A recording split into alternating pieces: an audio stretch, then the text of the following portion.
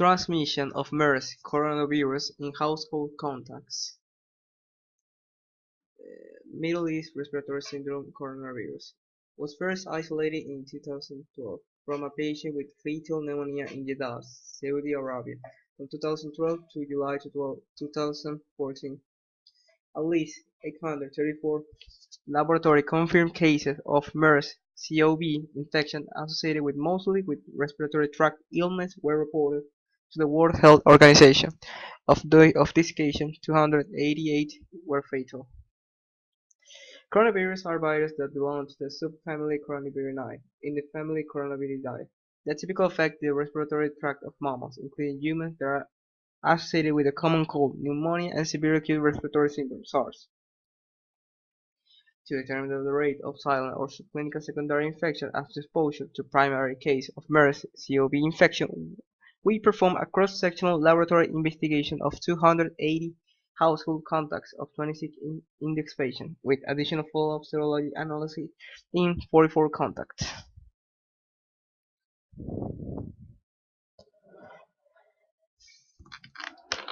Hey YouTube, welcome to another video from Skinny Medic. Wanted to give you some information on a new disease that's coming to the United States. It's called MERS, M-E-R-S. We just had our first case here in the United States, and it's a quite deadly disease. So I've done some research. I've got a lot of information to share with you, so you may see me looking on some paper. I've got 3 pages actually printed out for you on some information, which I'll provide all the links below on the information. So just want to give it to you. Right now, this is not, the threat level, of course, is low. It's not a pandemic, anything like that, but this is a deadly disease, and I want to give you some information on it. This first patient here in the United States traveled from Saudi Arabia to Chicago, and then was ultimately seen and treated in Indiana. And so this was around April 27th, 28th time frame. MERS is a relatively new disease. It was discovered in 2012. It's been found between multiple different species of animals, such as bat and camels. This is all like Saudi Arabia, Egypt, Kuwait area. The symptoms, from what I understand, of MERS are the flu-like symptoms. So you can run a fever, shortness of breath, cough, stuff like that. So right now, there's currently no treatment for the actual disease. They're just treating the symptoms.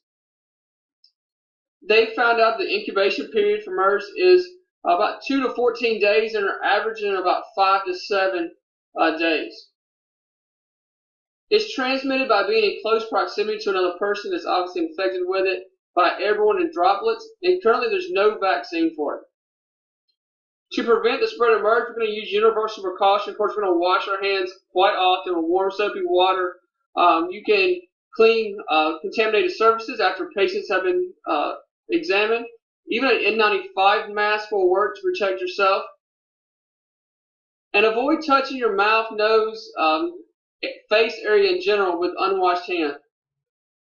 Like I said, this is our first case here in the United States. Currently, there's been 497 cases worldwide with 137 deaths. Now, there's a 28% mortality rate. Now, that's pretty strong. So this is something scary that we need to keep our eyes out on. Like I said, this isn't a pandemic or anything to get alarmed over yet, but it is something that you need to be aware of, especially for all my first responders who are watching this video. Hope this video helps. Please like, share, and comment on it, because you never know when you're going to be the first responder.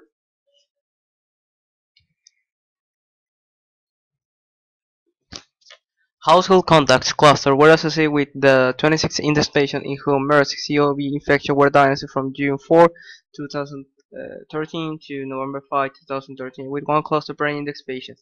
The median date on which cluster was sampled was September 8, 2013.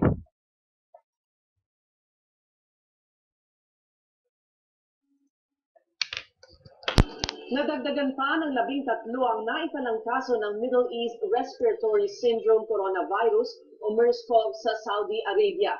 Dito naman sa Pilipinas, mahigpit pa rin ang pagbabantay ng immigration sa mga pasaherong pauwi ng bansa na posibleng may sintomas ng nakamamatay na sakit. Base sa tala ng Saudi Ministry of Health o MOH, nasa 244 na ang tinamaan ng MERS-CoV sa Saudi. 75 sa kanila ay namatay na. Ang mga Pinoy doon, todo ang ingat para di mahawaan ng sakit. Nag-iingat kami kasi kaya narito eh. kailangan po tayong maglagay ng mask. Hirap ako kasi makipagsapalaran. Nagdadalawang isip na rin ang ilan sa kanila na magbakasyon sa Pilipinas. Pwedeng lahat healthy tayo, pero may posibilidad din na may makasabay tayo siya. Posibleng carrier siya ng virus. Sa NAIA, may ilang pasaherong Pinoy naman galing sa ibang bansa na dinala sa quarantine office kanina. Sinuri sila ng mga doktor ng DOH dahil nakitaan sila ng mga sintomas na katulad ng sa MERS-CoV. Tulad ni Nicolas Pablo na lumabas na mataas ang temperatura sa thermal scanner pero wala naman palang lagnat. Nakita na mainit na kayo, naka-win mo ko ng wine. May panawagan naman ang mga tauhan ng immigration. Lahat halos kami walang vaccination. Dapat siguro may gloves kami para pag ano namin ng passport, pag check, at least mapoprotect kami sa mga ganong virus, di ba, na sabi nga nila deadly.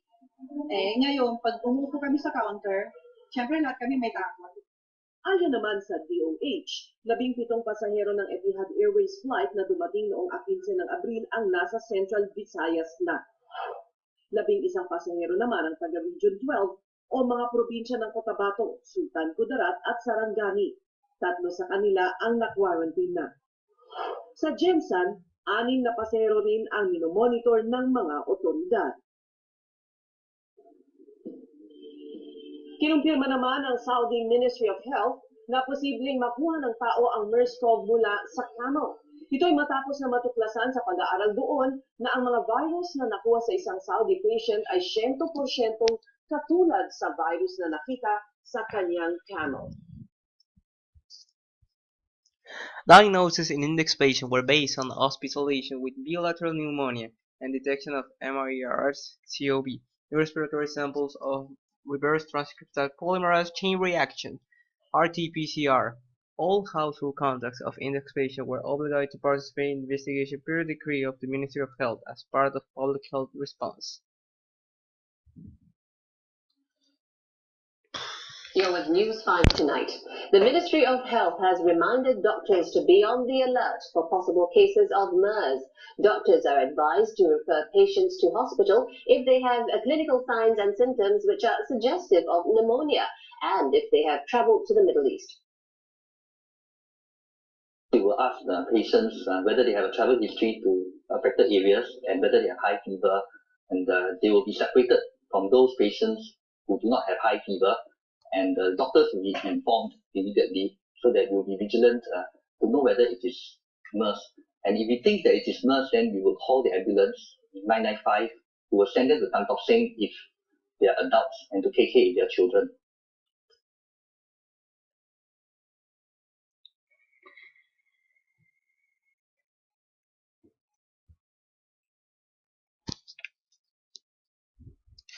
The detection of antibody was more likely due to our focus on household contacts of index patients. Difference in ACE and sensitivity may play an additional role. Our serological algorithm is based on early experience with current assays of their technical precursors 6, 8, 12, 14, 16, and 20, and was developed as much as possible by a comparison of methods in the study samples available. Differential serological testing by means of recombinant immunofluorescence assay cannot be used to rule out the MERS-CoV infection, since anti-MERS CoV titers did not always predominate in probable cases of secondary transmission. In conclusion, also in our study population, we encountered household contacts in whom seroneutralization activity became apparent only when we used a 50% reduction in the test virus as a more sensitive diagnostic criterion than the 90% reduction. This suggests that neutralizing antibodies are produced at low level and are potentially short-lived after mild or asymptomatic infections, which puts the predictive value of cross-sectional serologic study in perspective is such that they are not specifically targeted at persons with recent exposures.